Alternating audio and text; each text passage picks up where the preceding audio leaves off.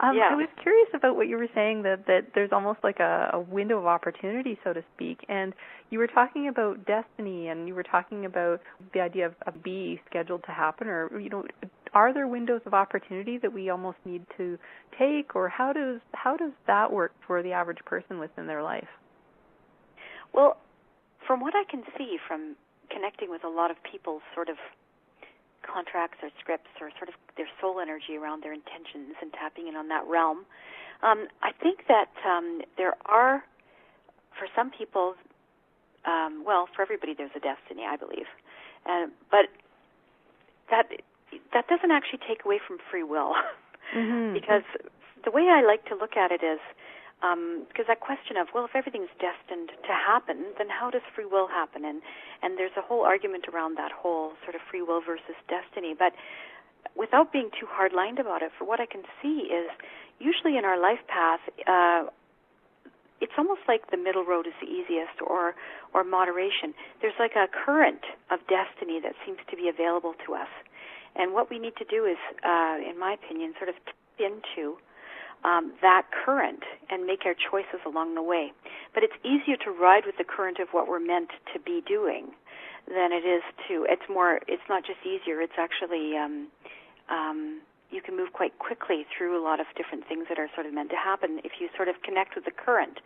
And then there's different sort of, even in my opinion, there's even sort of, from what I can see, there's these exit routes that we have.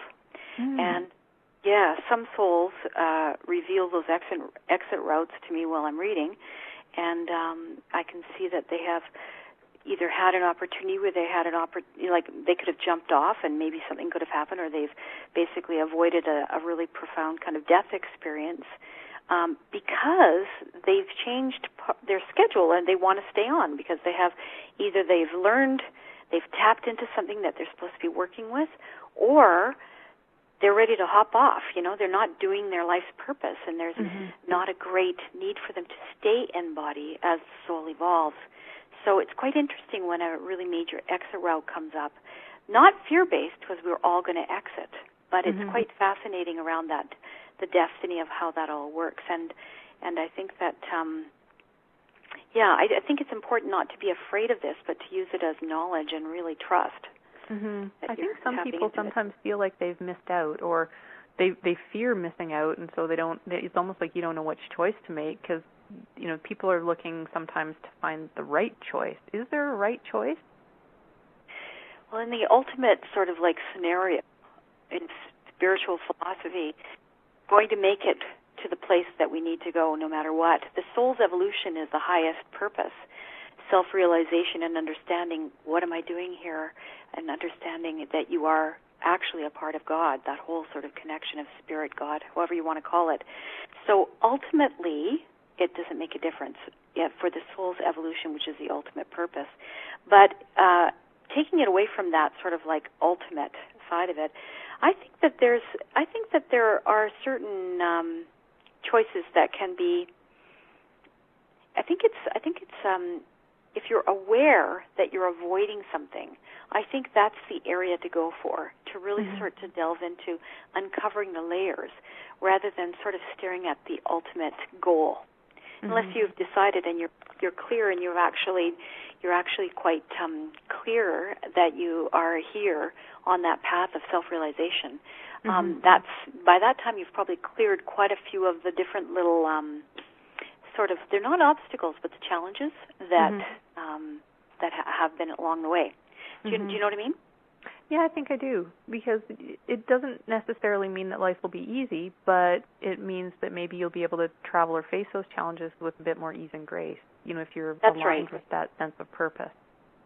That's right. And I mean, and on a sort of down-to-earth level as well, I mean, that's part of the reason that we come and we go and see a reader, go and see a psychic reader.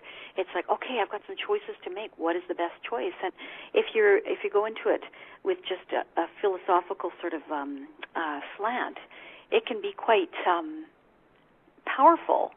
But sometimes we just want to discuss the options, and we just want to look at sort of the avenue that might be on a practical level better and get more down to earth. And I think it's important to not get too you can get philosophical, but I think it's also important to say, okay, here's the thing: if you decide to go this other route, or you miss this window of opportunity, it'll come back in maybe in 10 years, but you may miss it. So at this point, it's in your best interest, because you're encountering this information in a reading. You've come here. Destiny is taking you to my door, and you're facing the information that there are other options. Yeah, there are some choices to make here. So, on a practical level, sometimes we want a little bit of guidance, a map. Hi there, my name is Nina Wallinder, and I wanted to talk to you about Layers of Health. Layers of Health is a free online community dedicated to investigating holistic and alternative health options. These options can include physical health, mental and emotional health, business health, as well as your spiritual health. So you can join me as I discuss your health concerns with various experts, mentors, and leaders in their fields. And these interviews are offered for free live, as well as during special encore presentations. But if you find one that is particularly interesting to you, you can also purchase it. So you can join me at www.layersofhealth.com, and I'll see you on the calls.